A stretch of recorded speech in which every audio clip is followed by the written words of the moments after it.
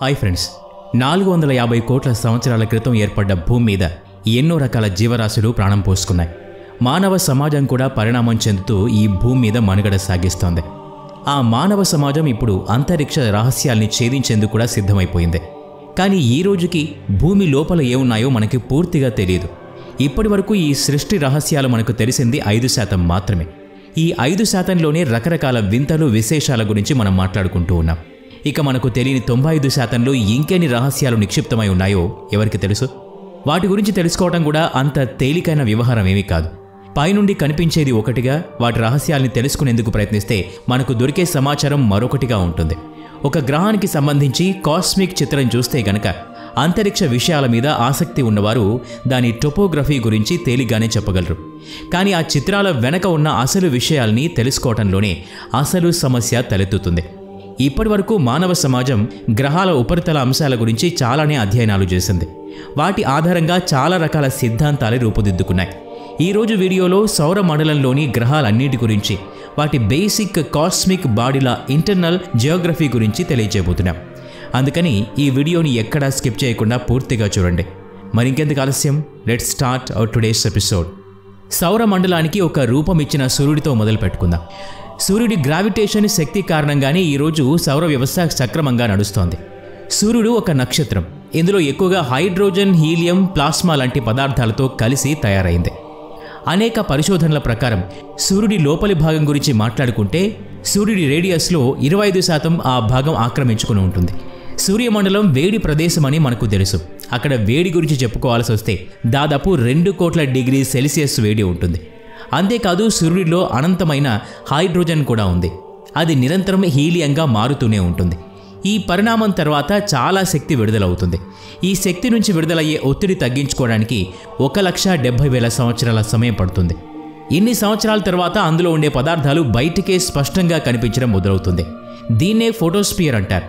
ఈ ఫోటోస్పియర్ దాదాపు 500 కిలోమీటర్ల మేర లేయర్లుగా ఏర్పడుతుంది. దీన్ని బట్టే దాని రూపాన్ని మనం అంచనా వేయొచ్చు. ఈ ఫోటోస్పియర్ ఇంకొన్ని వేల సంవత్సరాలు ప్రయాణించాక ప్లాస్మా, సోలార్ లేయర్స్ సూర్యుడి నుండి బయటకు వచ్చేస్తాయి. సోలార్ వెండి రూపంలో బయట సౌరమండలం అంతా వ్యాపిస్తుంది. ఆ తర్వాత సూర్యుడి యొక్క ఇంటర్నల్ టోపోగ్రఫీ ఈ విధంగా ఉంటుంది. ఇప్పుడు సూర్యుడికి దగ్గరగా ఉండే మెర్క్యూరీ దగ్గరికి వెళ్దాం. డెన్సిటీ విషయంలో భూమి తర్వాత మొత్తం సౌర వ్యవస్థలోనే డెన్సియెస్ట్ గ్రహం మెర్క్యూరీనే. రీసెంట్ స్టడీలో తేలిన విషయం ఏంటంటే సౌర వ్యవస్థలో అత్యధిక భాగం అయన్ ఉన్న గ్రహం మెర్క్యూరీ. దీన్ని బట్టి మెర్క్యూరీ లేని ఇన్నర్ కోర్లో లిక్విడ్ కాకుండా సోలిడ్ కోర్ ఉందని, దీనికి 4 వైపులా ఔటర్ కోర్ మ్యాంటిల్ లిక్విడ్ ఫామ్లో ఉందని శాస్త్రవేత్తల అంచనా. మెర్క్యూరీ చాలా చిన్న గ్రహం. దీని క్రస్ట్ కూడా చాలా పలచగా ఉంటుంది. అందుకే మెర్క్యూరీలోని వాతావరణం అదే రీతిలో ఉండటం కొంచెం కష్టమైన పని. ఒకవేళ బయట వైపు అదే రీతిలో ఉన్నా సూర్యుడి వేడి దాని రూపాన్ని మార్చేస్తుంది. సౌర మండలంలోని మరో వేడి గ్రహం వీనస్. ఈ గ్రహం మీద వేడి 450 డిగ్రీ సెల్సియస్గా ఉంటుంది. వీనస్లో కూడా భూమి లాంటి లోపల వైపు ఒక కోర్ ఉంటుంది.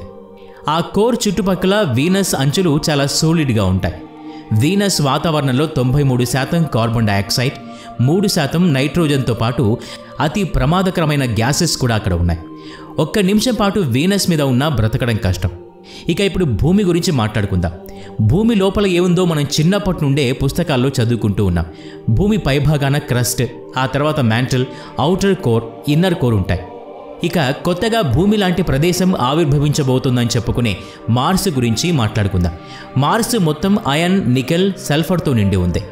ఈ పదార్థాల కారణంగానే ఈ రోజు వరకు ఈ గ్రహం మీద ఎలాంటి వాతావరణం ఏర్పడలేదు.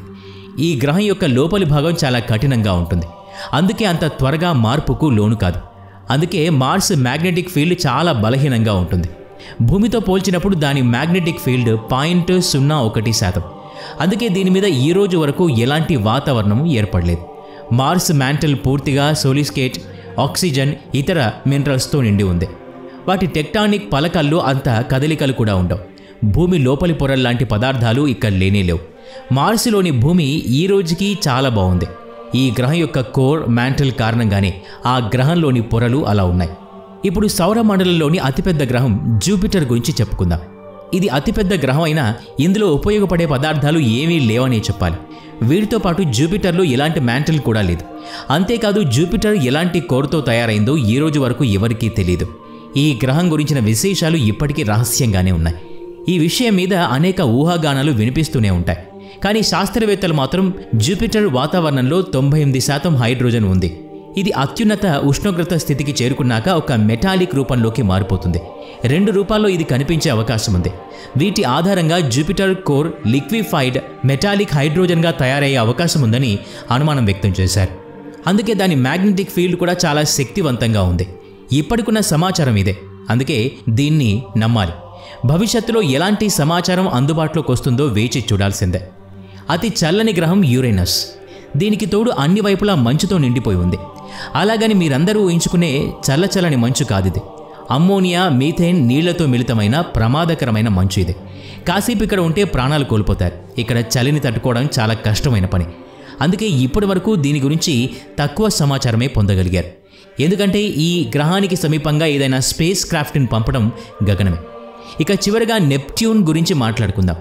దీని కోర్ చాలా బలమైన పదార్థాలతో నిండి ఉంది. ఇవి ఎంత శక్తివంతమైనవి అంటే దాదాపు ఇవి భూమితో సమానమైన బరువును కలిగి ఉంటాయి. నెప్ట్యూన్ మ్యాంటిల్ కూడా నీరు, అమ్మోనియా, మీథేన్తో నిండి ఉంది. ఈ గ్రహం యొక్క మ్యాంటిల్ బరువు భూమి బరువులో సగం ఉంటుంది. పైగా ఇక్కడ చాలా ఎక్కువగా గాలులు కూడా వీస్తూ ఉంటాయి. వీటితో పాటు ఇక్కడ అనేక రత్నాలు కూడా ఉండి ఉంటాయని అంటూ ఉంటారు. ఇది నిజమో కాదో మరెప్పుడైనా వివరంగా మాట్లాడుకుందాం. ఈ వీడియో నచ్చినట్లయితే లైక్ చేయండి, షేర్ చేయండి. ఇలాంటి మరిన్ని వీడియోస్ కోసం ఈ ఛానల్కి సబ్స్క్రైబ్ చేసుకుని బెల్ ఐకాన్ మీద క్లిక్ చేయండి. నెక్స్ట్ వీడియోలో మళ్ళీ కలుద్దాం. Thanks for watching.